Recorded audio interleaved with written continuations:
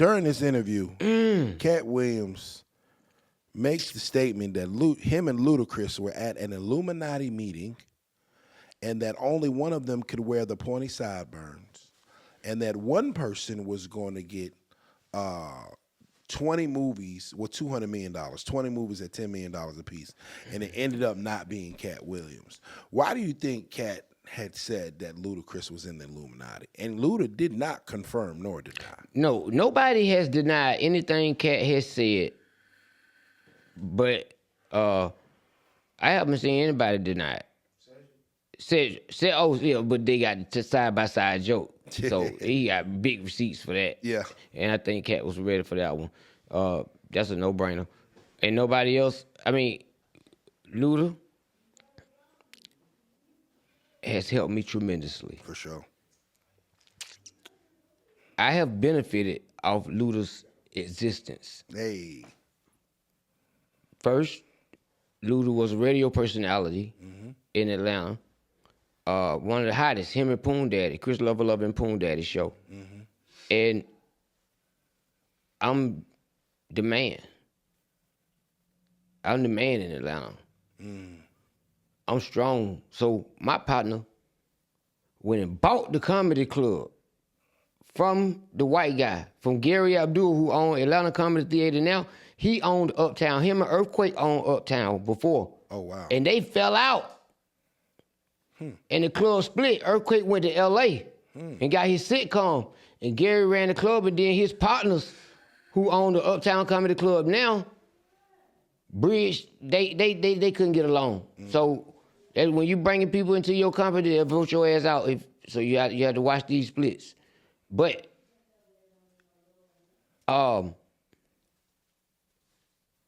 what I was talking about? No, we're talking about Ludacris. We talking about Ludacris. So I tell my partner when he buy the comedy club, hey man, go spend some money at the radio station and get me on there every Tuesday on Chris and Poon's show. Okay. And then we'll get one of them to host at the comedy club with me as a radio personality, and the whole city will hear me right before the comedy night, and I leave the radio station, go to the comedy club, bring the city with me. So we went and did that. So Luda had just made, I wanted to lick you from your head to your toe, move to the head to the floor. Yeah. So Luda like, boy, you funny as hell, Shawty.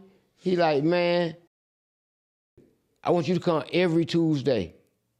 So I was coming every single Tuesday. Then when he was getting ready to leave, he told him, I want Shawty to stay on Tuesdays. And then he put me on his second album, Chicken and Beer. Yeah. So I'm the one on Chicken and Beer to my shake, because that's where them real niggas at. I'm the one doing the shake. And then I also hosted the Chicken and Beer tour. I might have been on country. I did the second album, then I did the Chicken and Beer tour. Wow. We went everywhere from Tupelo, Mississippi to Los Angeles. I remember 2 Chainz being Titty Boy and them being Ludacris hype men. Yeah. I remember we was behind the club, behind Alex Club, downtown, Midtown. I guess their offices was right there. I met them right there to go out one night. It wasn't Ludacris, but it was like Shaka and Big Jeff and 2 Chainz and Dollar. And 2 Chainz was mentioning the type of rap that he wanted to do and what his style was. And I heard Jeff say, man, yeah, we ain't putting nothing like that. We ain't putting nothing out on DTP like that. Yeah. I mean, so obviously they weren't feeling 2 Chainz rap style, which it did blow up, but they had a different persona over there. I have mentors over there. Shaka's been real good. Jeff been real cool. Luda's been cool. But when he said that, I'm like, dang, how the hell? First of all, I didn't put the chops together. Yeah. I never put that together, but that's when we was breaking out. I remember being at a big Ludacris party, and I had my white mink coat on. So I had my white mink coat on, and I'm in that it was right before I went to Wildin' Out. and I saw Katt.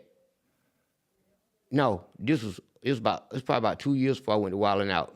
So this had to be like 2004. So Katt saw me in a fur coat with my jewels and rocking and everything. He was like, "Boy, you come to LA, you'll kill him, Shawty." That's what he told me. He's like, "Boy, you come to LA, you'll kill him." That's when it was just him and Leno. But obviously, him and Luda had some type of relationship because he was not an Atlanta invite. Yeah. He was a special guest invite. Come on. So I don't know how much they was hanging or how much, but I did not see that straight coming. Nobody has ever came at Luda.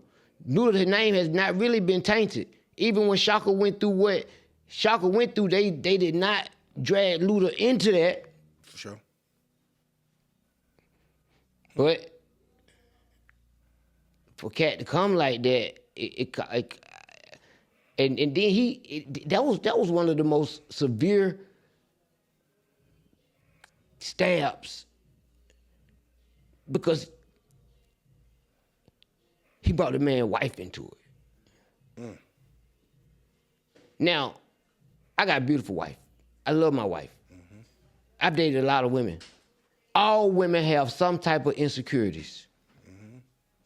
And for Katt to hit what he hit, but I saw a chart where all the 7 people he talked about, all of them look like they got that package. Yeah. I would have never associated Luda with the Illuminati. But his response for me was not giving, this didn't happen. And I mean,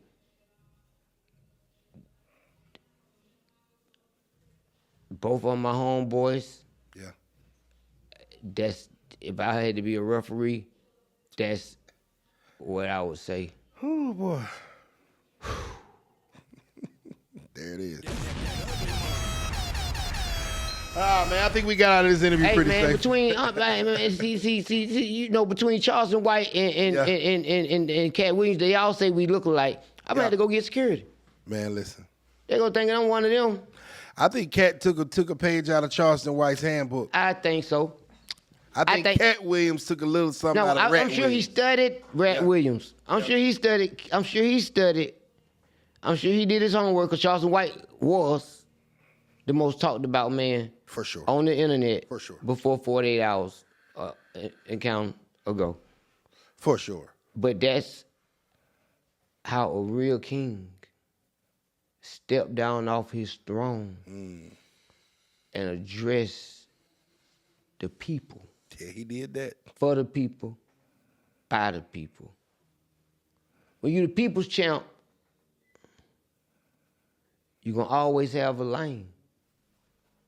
And if you notice, Shawty always had his own lane. Yep. Katt always had his own lane because God will provide everything that we need. So anything that come against will be rebuked. Anything taking a loss will be replaced plus. And I have to take my hat off to Katt because I consider myself a real talent. I take it serious. I believe that what don't kill you make you stronger. And if you gotta go to the rocky side of the mountain to get up there, it makes you the stronger competitor. Only time will tell who the real and who the fake. And I have to put myself with Katt because I got somebody out here imitating my whole. I got a whole actor Shawty out here, walk around looking goofy, disrespecting our queens, and stealing jokes. We're gonna leave that one alone.